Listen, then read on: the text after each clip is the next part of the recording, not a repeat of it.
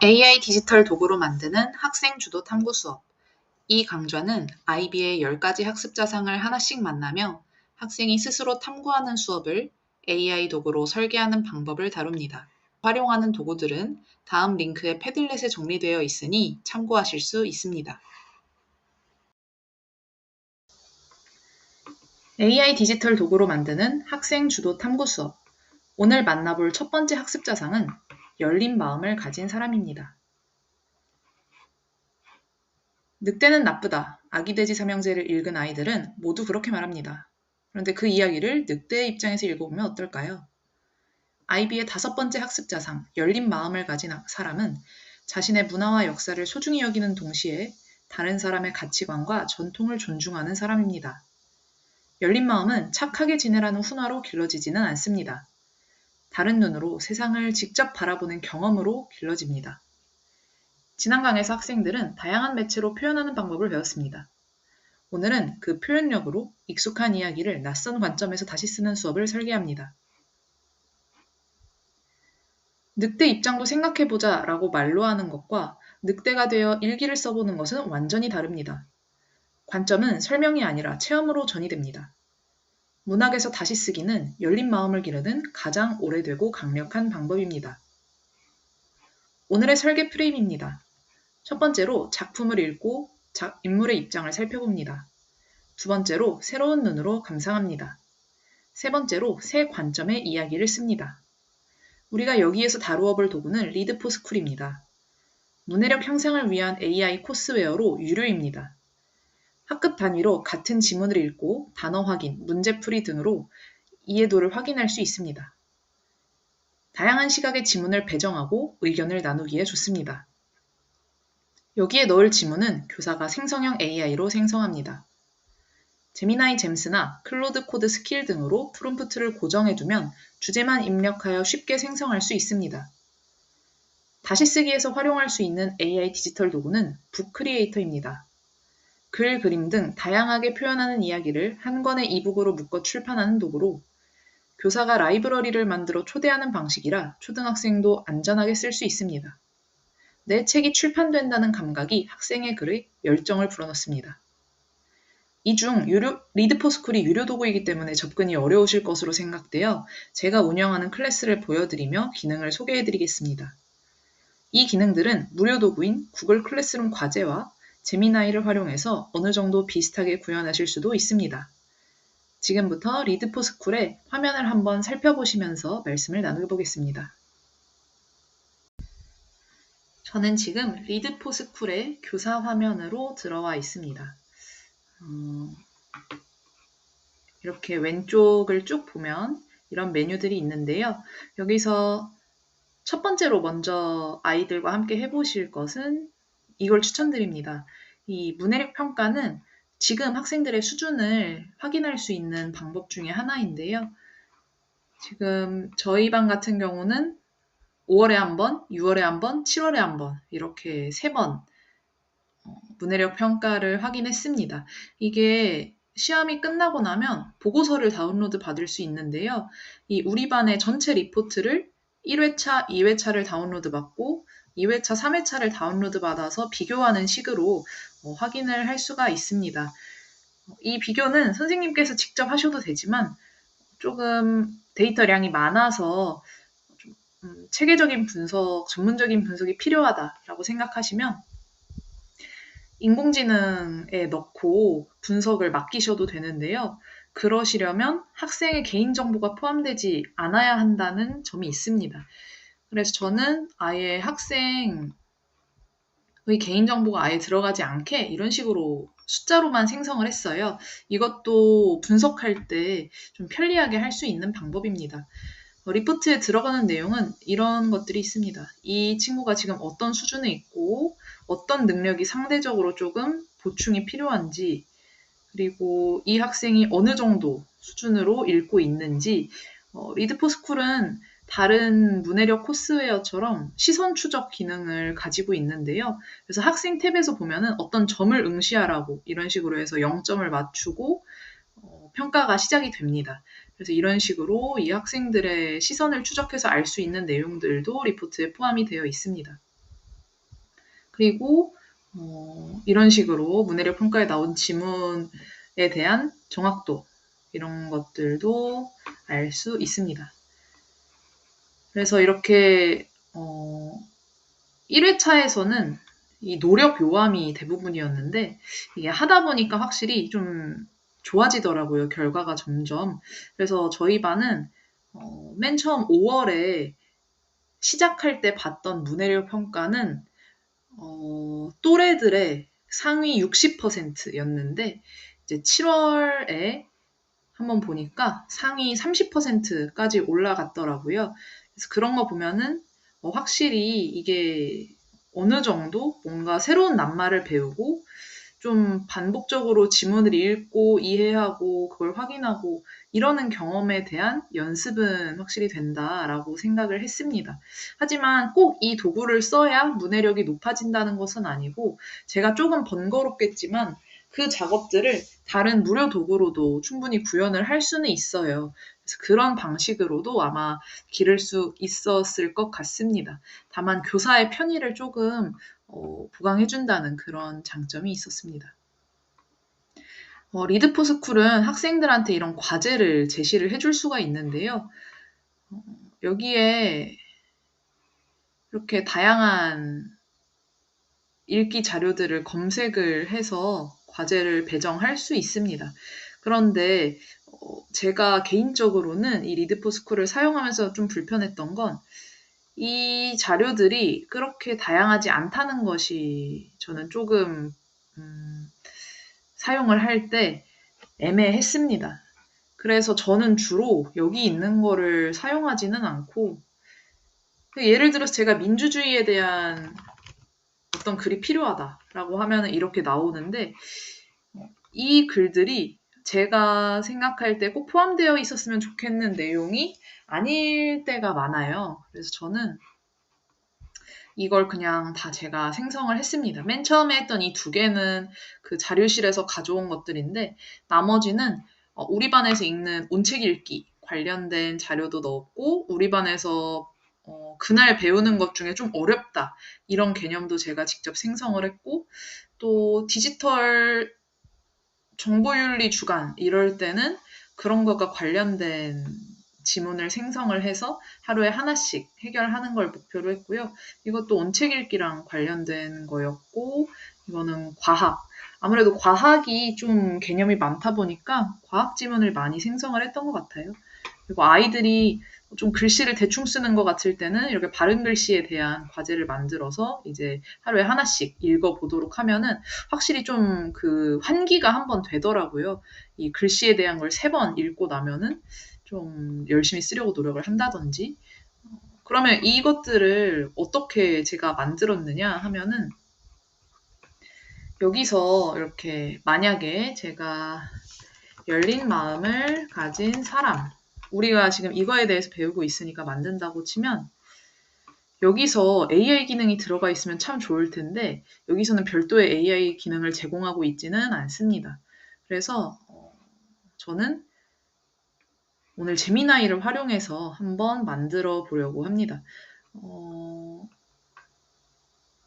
사실 아까 처음에 말씀드린 것처럼 제미나이 잼스로 고정을 해두거나 여기 사이드바에 보시면은 여기 잼스는 이렇게 프롬프트를 하나 고정을 해놓고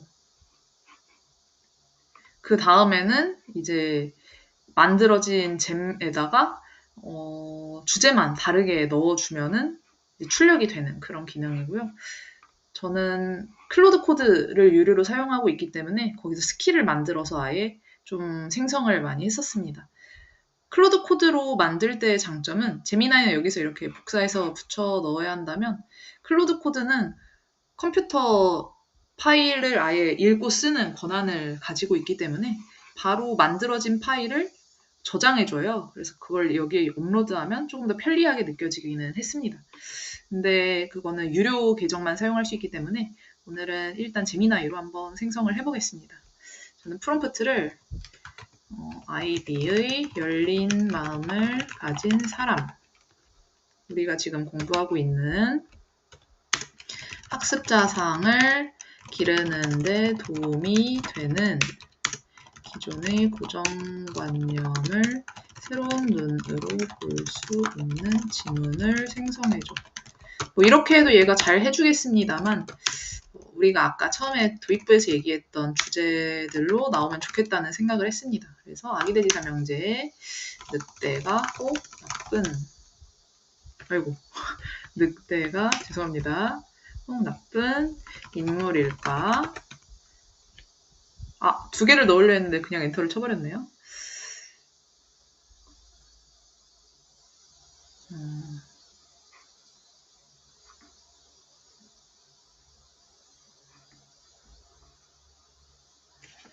한번 읽어보니까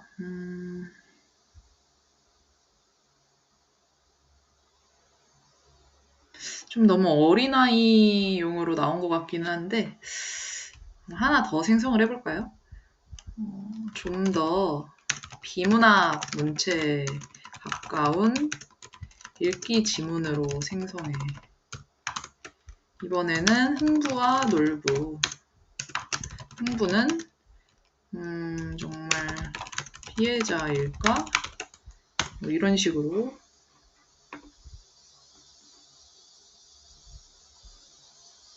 이번엔 좀 너무 어렵게 만들어졌네요.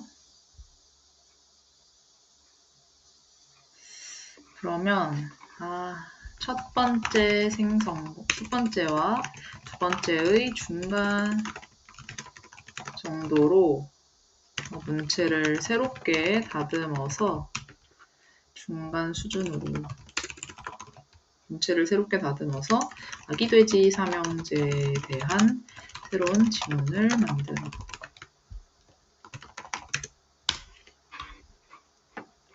과연 이번에는 제가 원하는 대로 될지.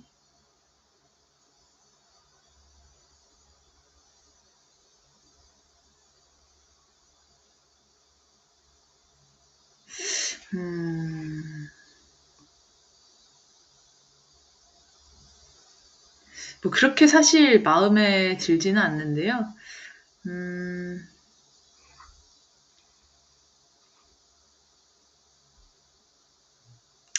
고민이 되네요. 새롭게 만들지 그냥 이대로 쓸지. 근데 어쨌든 리드포스쿨이 중점이기 때문에 마음에 들지는 않아서 이거를 잼스로 만들지는 않겠습니다. 근데 만약에 잼스로 만들고 싶으면 이 과정이 정말 마음에 들어 잼스를 만들 프롬프트를 작성해줘.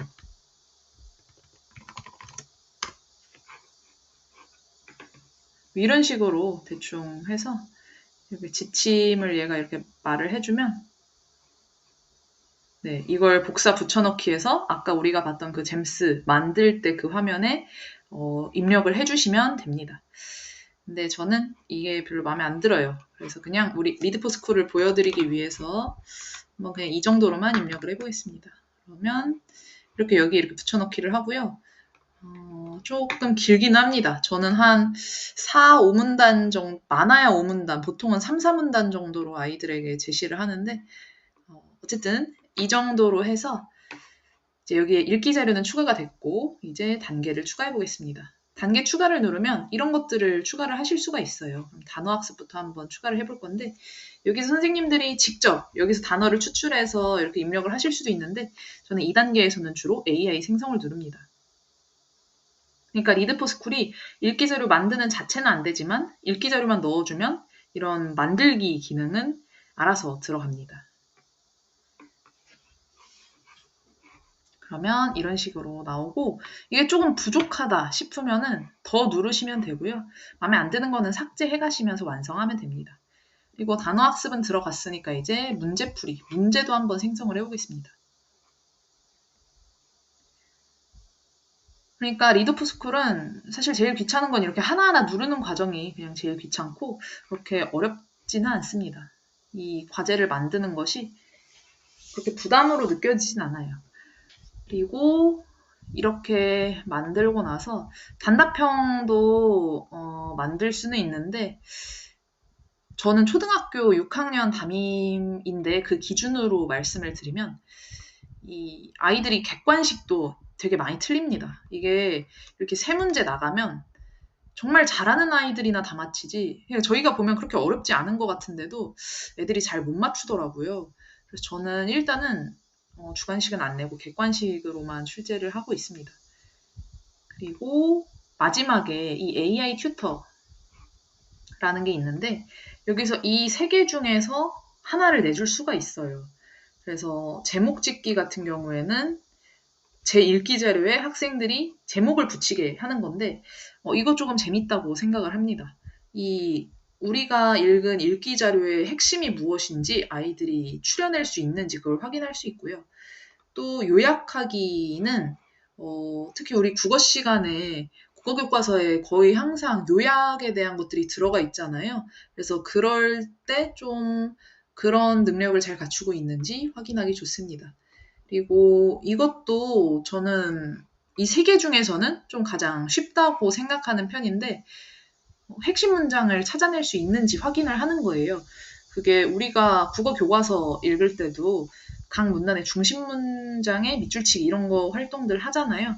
그래서 그런 좀 난이도는 낮지만 이 글을 제대로 이해하고 있는지 확인하기에 좋은 활동입니다. 저는 보통은 이렇게 1, 2, 3단계까지 주는 편이고요.